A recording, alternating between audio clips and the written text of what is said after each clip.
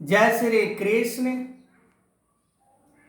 भगवान ने पूरे दुनिया को बनाने के बावजूद भी अपने आप को कर्ता नहीं मानते हैं,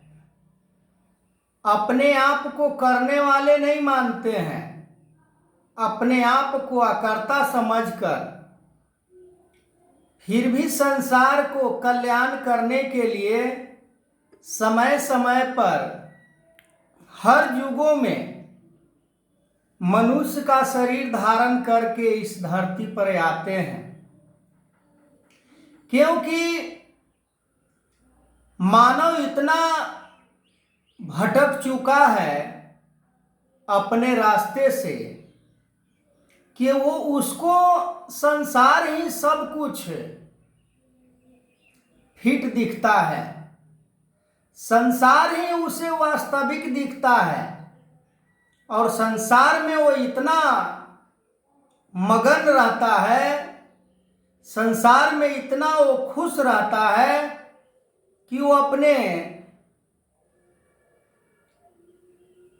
जन्म और मृत्यु के बारे में भी भूल जाता है कि हमारी जन्म किस लिए ये शरीर में हुआ है और ये शरीर का मृत्यु होने के बाद इसका क्या दशा होगी वो उसे पता ही नहीं होता है। आए हो इस जहां में क्या काम है तुम्हारा, ठहरोगे किस मकान में लौटोगे जब दोबारा। इस दुनिया में आने का मतलब कि परमात्मा को प्राप्त करना। जब किसी व्यक्ति को अपने घर का पता नहीं मालूम होता है तो कैसे अपने घर में जा सकता है। ठीक उसी प्रकार जब मानव चोला धारण करके इस संसार में जब आता है मनुष्य, तो अपने निज सत्ता की पहचान होनी बड़ी जरूरी है, क्योंकि इस शरीर का भी कोई लिमिट है, सीमा है, इसका भी बैरियर है कि इस शरीर को जब त्याग करेगा तो फिर कहां जाएगा। तो इसकी पहचान होनी बहुत जरूरी होता है। तो इस शरीर के बारे में जानकर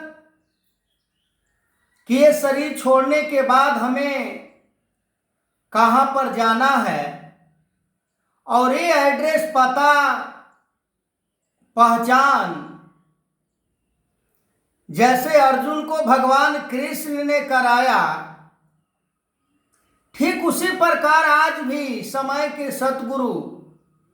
भगवान कृष्ण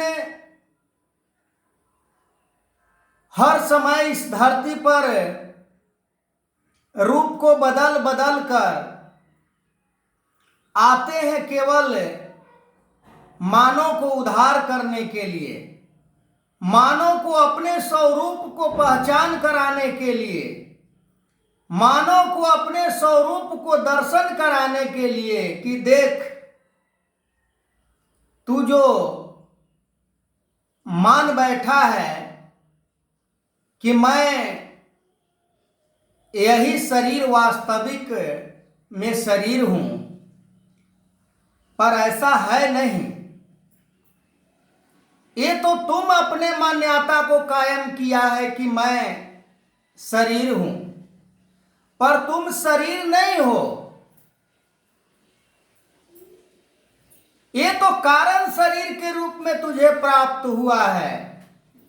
मरने जन्म होने वाला के रूप में प्राप्त हुआ है। मैं तुझे वास्तविक स्वरूप का दर्शन कराता हूं जैसे भगवान कृष्ण ने अर्जुन को कुरुक्षेत्र के मैदान में ही इस विराट स्वरूप निराकार परमात्मा को दर्शन कराया था, और आज समय के सतगुरु माता सुदीक्षा सवेंद्र हरदेव सिंह जी महाराज